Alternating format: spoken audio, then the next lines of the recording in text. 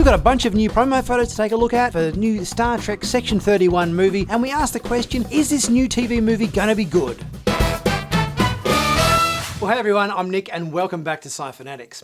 Well, we've only got a week to go before Section 31 hits our TV screens on Paramount Plus, and we've got a whole bunch of promotional photos to take a look at today, showcasing this new Star Trek made-for-TV movie. We've not only got some shots from the actual movie itself, but also a few behind-the-scenes photos as well to take a look at. Section 31 has sort of had a little bit of a question mark placed over it, I think, in the lead-up to this new movie coming out. Robert Kaczynski, who plays Zeph in this movie, did come out a few weeks back and kind of say he's a bit worried that fans won't like the show because it's a different kind of Star Trek, it's not traditional Star Trek, and he's a bit worried that fans won't like it. Knowing that John Krasinski is a huge lifelong Star Trek fan, if I hear a lifelong Star Trek fan who, you know, loves everything there is to love about classic Trek and Rick Berman era Trek and everything, and he's saying he's a bit worried people might not like it, kind of concerns me a little bit. That kind of concerns me a lot, that knowing how much of a Star Trek fan he is, he's a bit concerned. So, but you know, we've got a week to go, so we'll obviously wait and see. But let's take a look at some of these photos and see what they have to offer for this new movie. Our first photo here shows Sam Richardson, who plays Quasi, the Carmeloid character. It looks like he is in the woods, clearly searching for something. If we look down to see what he's holding, it looks like he's holding a tricorder. It's got a light on it and it's got a screen on it. So if I'd have to say what device this is he's holding, I would guess and say maybe a tricorder, but then again, it doesn't necessarily seem to fit, because if this movie is meant to be set during the Lost era of Star Trek, i.e. in between Undiscovered Country and Encounter at Farpoint, this tricorder doesn't look anything like a tricorder for this particular era. Like, it just looks like an iPhone or something that he's holding in his hand with the flashlight feature of the iPhone lit up. I can hold my phone up with a flashlight on it and it looks like exactly the same thing. Yeah, that's a little bit concerning, that continuity of props and so forth, if we are in fact set in that period of time, isn't paying tribute to that era of technology. But we shall wait and see if this is in fact the case. It could be a completely different device, but that'll be my guess. In our next photo here, we see the characters of Zeph and Alok Sahar in some sort of desert background sort of thing, a bit of rusted metal in the background, some sort of wasteland planet perhaps. And Zeph obviously is the character that is wearing this mech suit kind of thing that gives him kind of strength and tank-like abilities. I mean, really, it's a bit weird, this mech suit. It's sort of a bit of a cross between something you'd imagine the Borg to be wearing and Mad-Eye Moody from the Harry Potter franchise. I mean, we haven't really ever seen anything like this in Star Trek before. No other characters have really been established as having to wear mech suits or anything like that. So again, one of my main concerns with this movie, it's establishing a lot of stuff that we have never seen before in Star Trek. And if you're not going to put any of the ingredients of Star Trek into this film, then why call it Star Trek? Just call it like it's just a science fiction adventure story or caper story or whatever. Don't call it Star Trek. If you're going to remove everything about the franchise that makes it the franchise, is it still the franchise, you know? I think there are certain ingredients you need in a Star Trek series or movie to call it Star Trek, and I'm just a little bit concerned that we're seeing a lot of things that we have never seen before, have never been established before within the Star Trek franchise, because it is just too much of a departure from past Star Trek. In our next photo here, we see our Carmeloid character Quasi again, this time wearing a suit looking a little bit more fancy, and he's obviously sitting at this bar that we see, the Baram, which is Giorgio's bar or nightclub or whatever that we've seen in all the previous trailers and everything, and he's having a bit of a chat with Mel, the Delton character in this scene. Here's a shot of Robert Kaczynski again as the Zeph character. This time at least he hasn't got his silly-looking Mad-Eye Moody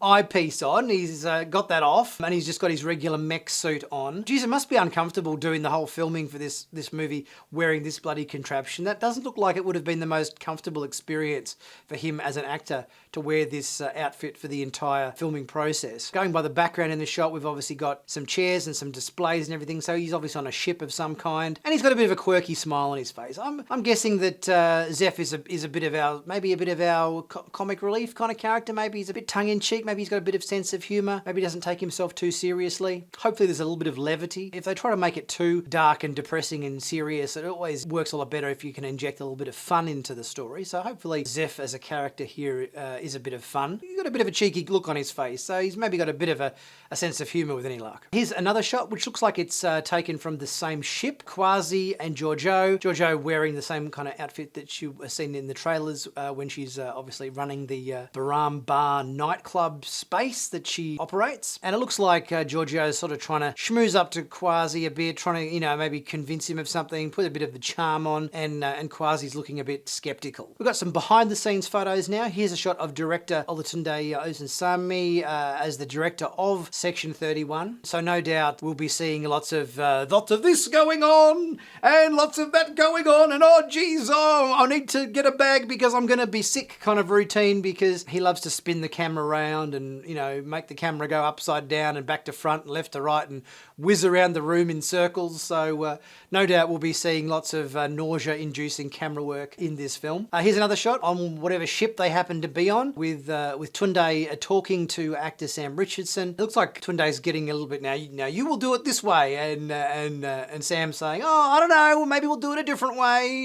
You know, a bit of back and forth here between these two. In this shot here, we've got on board the ship there. We've got Tunde talking to Robert Kaczynski, looking at a lot of the control panels and everything on the ship and so forth that they're on. Stylistically, I have my doubts as to whether there's going to be anything in this movie that is remotely Federation or Starfleet technology. It is established that it's all taking place outside the borders of the Federation. So whatever ships we happen to be seeing and whatever displays and everything that have got going on, I don't think we're going to be seeing anything that's sort of remotely Starfleet kind of orientated, you know, or that's even familiar. I think it's just going to be sort of a generic sort of science fiction looking kind of ships. That's certainly been the case with what visuals we've seen from all the trailers. So I think if we were wanting to grasp onto anything we've seen before in terms of starship design, displays, orientation, anything like that, I'd be surprised if we're going to see any of that stuff. And here we've got a shot of Giorgio sitting at, I'm guessing, the table in her maybe office on board the Bystam, the nightclub bar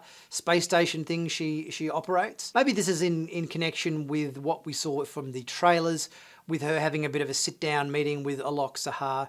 He's probably, you know, schmoozing on to her, trying to recruit her to the team. She's trying to get a bit more information out of him as to what the mission is or something to that effect. And this photo we'd already seen before from a previous promotional photo, which is Giorgio whispering in the ear of that Dada No character that we saw in the trailers, the guy with all the implants and everything all over his face and whatnot, who is some form of antagonist in this movie. So we've only got a week to go before Section 31 hits our TV screens. I'm really hoping there's something that I can grasp onto that go, oh yeah, I can recognise this as Star Trek, because so far I haven't seen any. Doesn't seem to be any ingredients in the recipe that would lead me to believe that this has a Star Trek flavour about it. I can boil a pot of pasta and cover it in chocolate sauce, but I can't call it pizza, you know. It's like, hang on, if you've got a recipe and you're calling it something, in this case Star Trek, it has to have some kind of ingredients in that recipe